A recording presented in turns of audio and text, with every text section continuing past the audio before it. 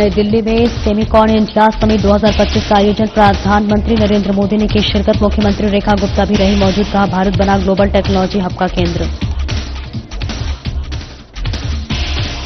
Gita colony flyover के पास पहुंचे CM Rekha Gupta. इसलिए निरीक्षण कर प्रभावितों से की मुलाकात। अधिकारियों को सभी बंदोबस्त करने के दिए निर्देश। दिल्ली में पुलिस को मिली बड़ी सफलता। ब्लाइंड रॉबरी की सुलझाई गुत्थी। नमस्कार, स्वागत है आपका। मैं हूं आपके साथ सपना दीपक मदेशिया। बुलेटिन का आगाज करेंगे। नई दिल्ली में सेमिकॉन इंडिया समिट 2025 का आयोजन भव्य रूप से किया गया। कार्यक्रम में प्रधानमंत्री नरेंद्र मोदी और दिल्ली की मुख्यमंत्री रेखा गुप्ता ने शिरकत की। मुख्यमंत्री रेखा गुप्ता ने कहा कि सेमिकॉन इंडिया सिर्फ एक सेमिनार नहीं, बल्कि भारत के तकनीकी पुनर्जागरण का प्रतीक है। जब पूरी दुनिया आपूर्ति श्रृंखला संकट से जूझ रही थी, उस दौरान पीएम मोदी ने सेमीकंडक्टर मिशन की नींव रखी। वहीं प्रधानमंत्री मोदी ने कहा कि दुनिया के 40-50 से अधिक देशों के प्रतिनिधि इस समिट में हैं।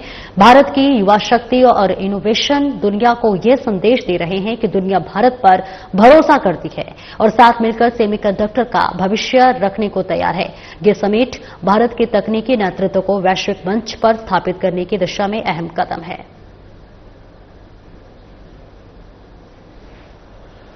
टेक्नोलॉजी को लेकर मेरा एक स्वाभाविक पैशन है।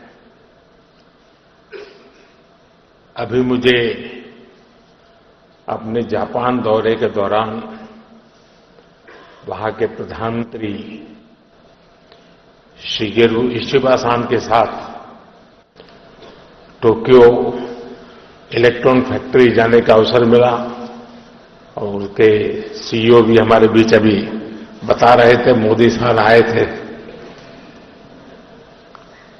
साथियों, टेक्नोलॉजी के साथ मेरा एक झुकाव मुझे बार बार आपके बीच लाता है। इसलिए आज भी आपके बीच आकर मुझे बहुत आनंद हो रहा है। फ्रेंड्स, यहां दुनिया भर में सेमीकंडक्टर से जुड़े एक्सपर्ट्स हैं। 40-50 से ज्यादा देशों का यहां रिप्रेजेंटेशन है और भारत की इनोवेशन और यूथ पावर भी यहां नजर आ रही है। और ये जो कॉम्बिनेशन बना है, उसका एक ही मैसेज है, द वर्ल्ड ट्रस्ट इंडिया।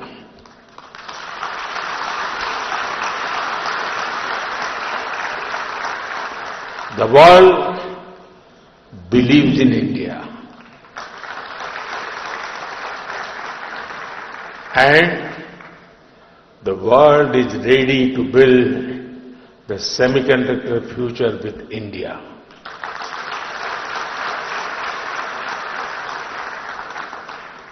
मैं सेमिकॉन इंडिया में आए आप सभी महानुभावों का अभिनंदन करता हूं। आप सभी विकसित भारत की यात्रा में, आत्मनिर्भर भारत की यात्रा में हमारे बहुत ही इंपॉर्टेंट पार्टनर्स हैं। साथियों, कुछ दिन पहले ही इस साल के पहले क्वार्टर के जीडीपी नंबर आए हैं। एक बार फिर भारत ने हर उम्मीद, हर अपेक्षा, हर आकलन से भी बेहतर प्रदर्शन किया है।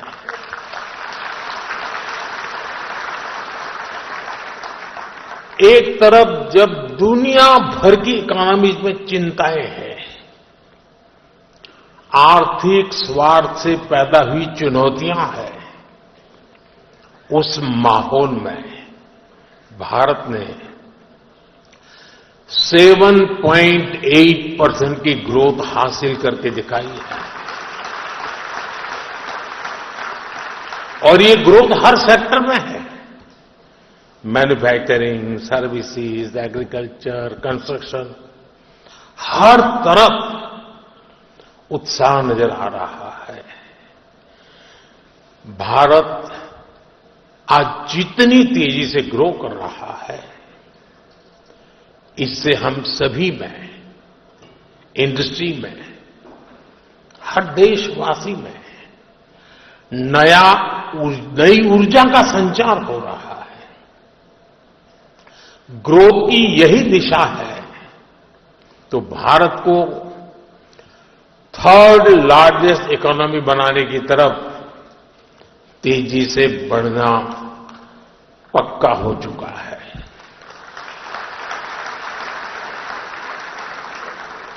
फ्रेंड्स, सेमीकंडक्टर की दुनिया में एक बात कही जाती है, oil was black gold, but chips are digital diamonds.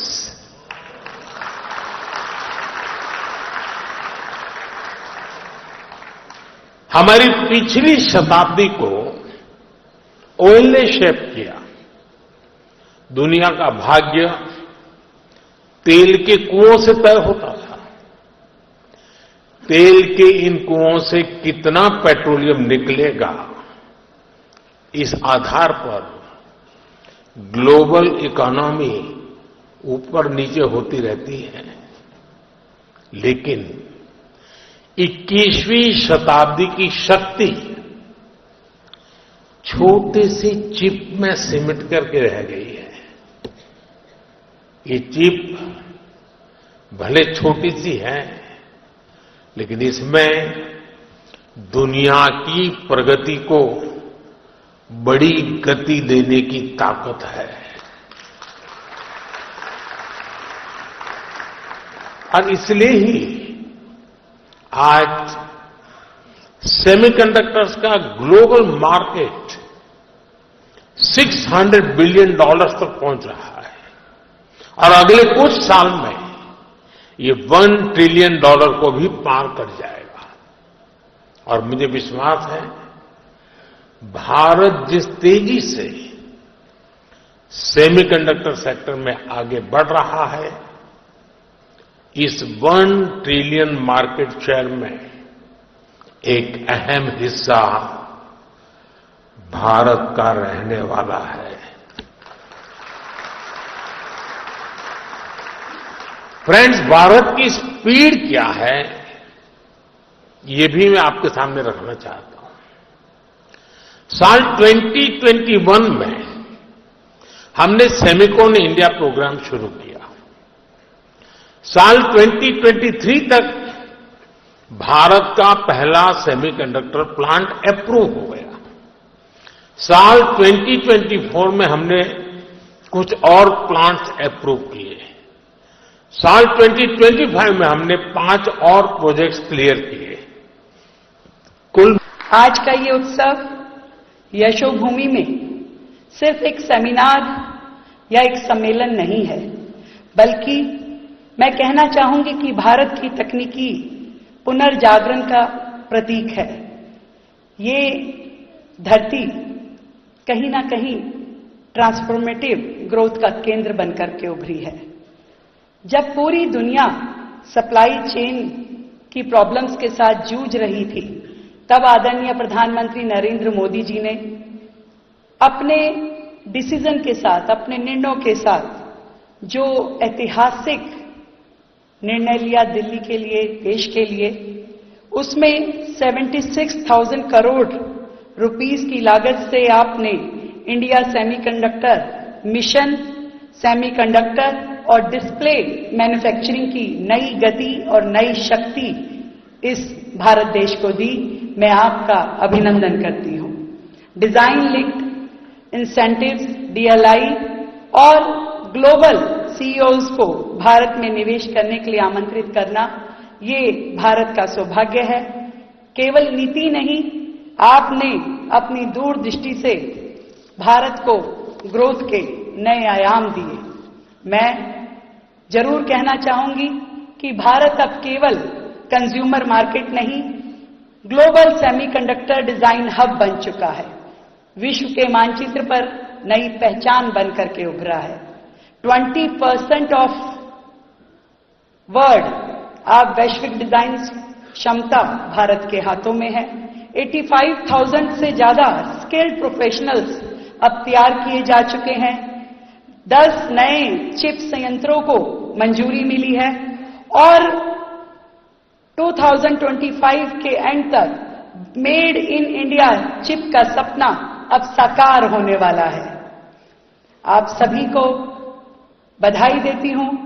आदरणीय प्रधानमंत्री जी का जो संदेश है, दाम कम दम ज्यादा, ये पूरी दुनिया के लिए भारत का संदेश है। आज इस प्रोग्राम में 33 कंट्रीज के रिप्रेजेंटेटिव्स शामिल हुए हैं, 350 से ज्यादा एग्जीबिटर्स हैं और 50 से ज्यादा सीईओज अलग अलग कंपनी से, आप अलग अलग देशों से आए हैं।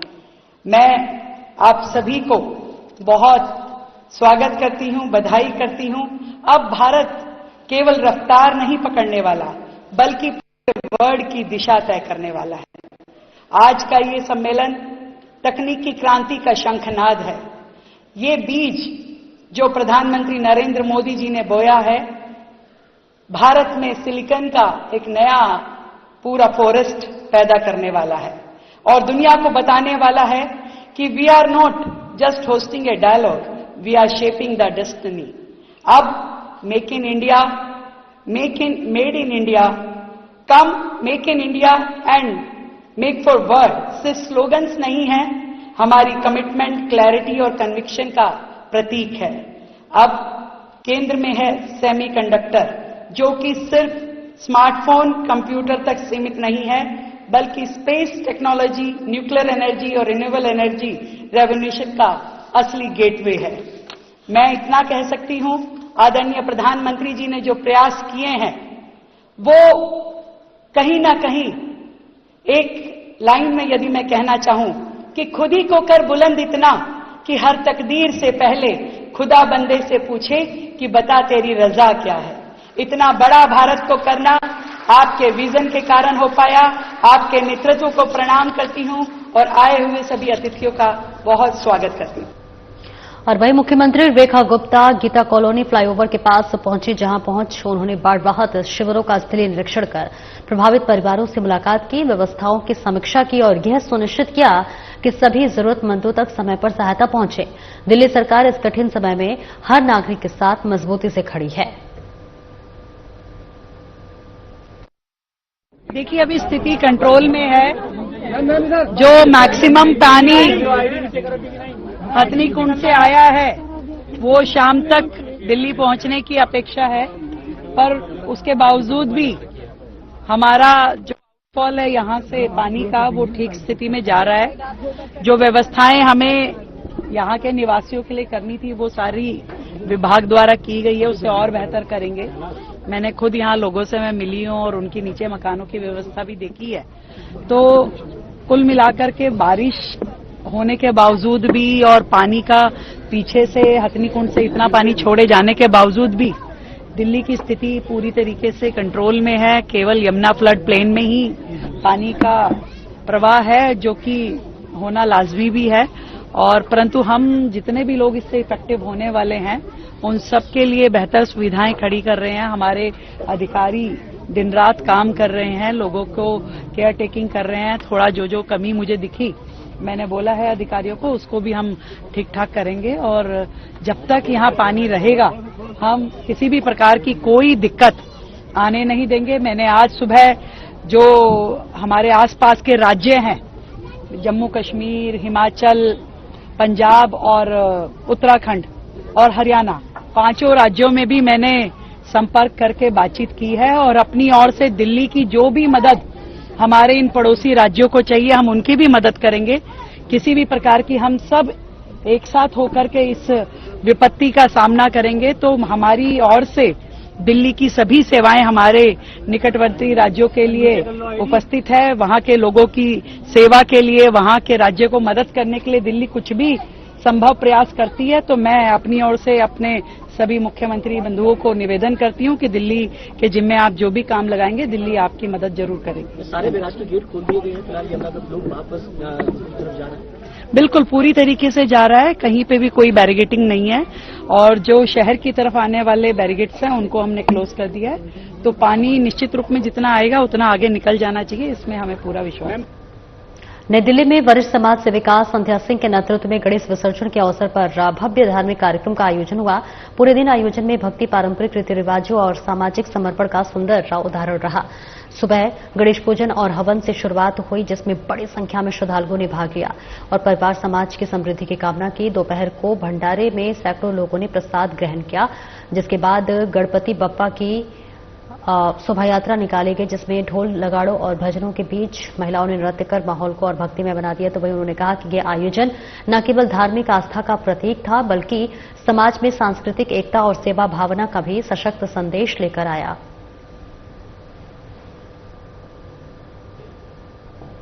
सारी महिला शक्तियों ने मिलके बहुत डांस किया यहाँ पर और उनकी विदाई में दुखी तो जरूर थे, पर उनकी विदाई बहुत खुशी से की। और सबसे ज्यादा बड़ी बात है कि आज महिलाओं ने नगाड़े बजाए और वो सबसे बड़ा यूनिक था कि इतनी खुशी दिख रही थी उनके चेहरे पे कि बप्पा जी जा रहे हैं अगले बरस जाना, और इतना अच्छा मौसम करके जा रहे हैं बप्पा जी कि बारिश रुक नहीं रही है, पर हम बारिश में भी नहीं रुकेंगे, उनको अच्छे से विदा करके आएंगे, जिससे हम अगली बार बप्पा जी जल्दी आए। गणपति बप्पा मोरया, आज हमारे भगवान को हम विदा कर रहे हैं। दिल में दुख तो है, बट खुशी भी है कि वो अपने घर जा रहे हैं और हमें ढेर सारा आशीर्वाद देके जा रहे हैं, जिसका प्रमाण ये बारिश है जो हमारे को शीतलता प्रदान कर रहा है और हम बहुत बहुत हर्षोल्लास के साथ उनको विदा कर रहे हैं। गणपति बप्पा मोरया। गणपति बापा मोरया, पापा जी के आने की बहुत खुशी थी।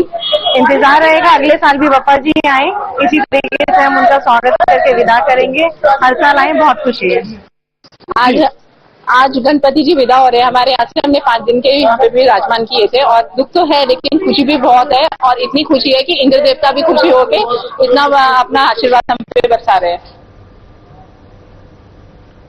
और दिल्ली के राजपार्क थाना पुलिस ने ब्लाइंड रॉबरी के मामले को सुलझाने में सफलता हासिल की है। पुलिस ने सूचना पर कार्रवाई करते हुए सीसीटीवी की मदद ली और मामले को सुलझाने पर 2 बदमाशों को दबोचा।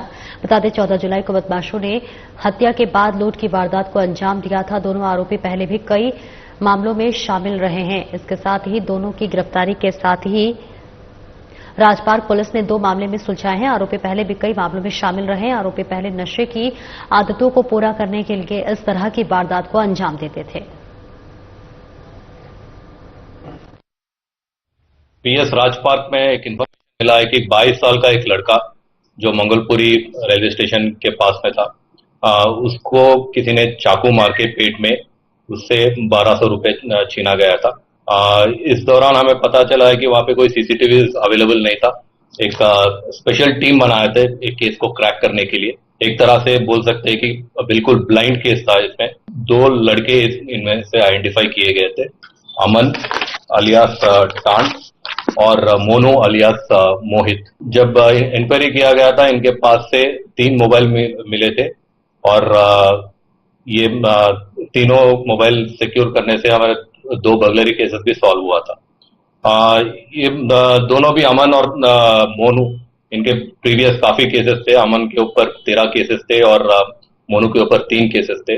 इनका मोटिव यही था उस दिन स्टैबिंग करने का, पेट में चाकू मारने का, कि इनको तुरंत लिकर परचेज करने के लिए इनको पैसे चाहिए था। तो विक्टिम अकेला घूम रहा था, 22 साल का लड़का अकेला घूम रहा था, तो इन्होंने मौका देख के इसको चाकू मार के पैसे छीन के भाग गए थे।